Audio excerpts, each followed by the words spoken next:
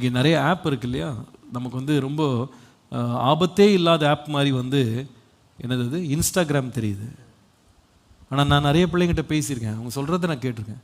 இந்த இன்ஸ்டாகிராம் மூலமாகவே நான் ரொம்ப மோசமான பழக்கங்கள்லாம் கற்றுக்கிட்டேன். மோசமான இடங்களுக்கு நான் போயிட்டேன், மோசமான காட்சிகளை நான் பார்த்தேன், மோசமான லிங்க்ஸ் எல்லாம் நான் ஃபாலோ பண்ணிட்டேன்.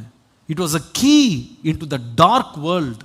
அது வந்து ஒரு மோசமான உலகத்திற்குள்ளே என்னை கொண்டு போய் விட்டுருச்சு, என்னை வழுவிருச்சு.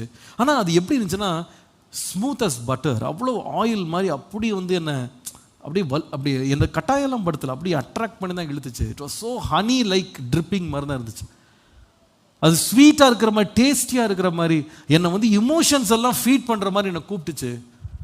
நான் போயிட்டேன், அங்கே போய் என்ட்ரு பண்ணேன், அந்த வீட்டுக்குள்ளே அந்த எக்ஸ்பீரியன்ஸ்குள்ளே நான் என்ட்ரு பண்ணேன், அந்த பவுண்டரிக்குள்ளே நான் என்ட்ரு பண்ணேன்.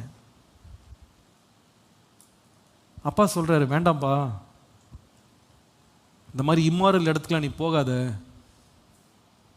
உனக்கு ஒரு நாள் கல்யாணம் ஆகும், நீ இதெல்லாம் ஒரு நாள் எக்ஸ்பீரியன்ஸ் பண்ணுவேன், அது லீகலாக இருக்கும், அது வந்து கடவுள் வச்ச ஒரு பாதி இருக்கு, இதுக்கு போயிடாத, இந்த ஆட்கள் இந்த நபர்கள்லாம் அட்ராக்ட் பண்ணுவாங்க. அவர் சொல்கிறாரு, இதுக்குள்ளே நீ போனால் 10ஆம் வசனம் பாருங்க, அந்நியர் உன் செல்வத்தினால் திருப்தி அடைவ. செல்வம் என்னது?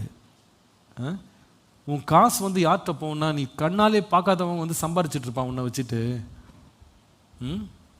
உன் பிரயாசத்தினுடைய பலன் வந்து புறத்தியார் வீட்டில் சேருன்றார். அதாவது நீ ரொம்ப நேரம் டைம் ஸ்பெண்ட் பண்ணுவ, உனக்கு எதுவுமே யூஸ் ஆகாது. somebody will be reaping the benefits. நீ வந்து உன்னுடைய டேட்டாக்கு நிறைய காசு செலவு பண்ணுவ, நீ வந்து உன் டைமை வேஸ்ட் பண்ணுவ, உனக்கு ஒரு பிரயோஜனம் இருக்காது. நீ வந்து கடைசியில் உன் படிப்பு போயிடும், என்ன உன் இன்ட்ரெஸ்ட் போயிடும், உன் கான்சன்ட்ரேஷன் போயிடும், உன் மொராலிட்டி போயிடும். சொல்கிறாரு 11ஆம் வசனத்தில், முடிவிலே உன் மாமிசமும் உன் சரீரமும் உருவழியும் போது. அப்படின்னா இதெல்லாம் செஞ்சுட்டு நீ இம்மாரலான இடங்களுக்கு நீ வந்து நாக் பண்ணி உள்ளே போகிற அப்படின்னா கடைசியில் உன் உடம்பே கட்டுப்படுன்றாரு. உன் ஹெல்த்தே பாதிக்கப்படும், உன் மைண்ட் பாதிக்கப்படும், உன் மணி பாதிக்கப்படும், உன் ஹெல்த் பாதிக்கப்படும், எல்லாம் பாதிக்கப்படும்.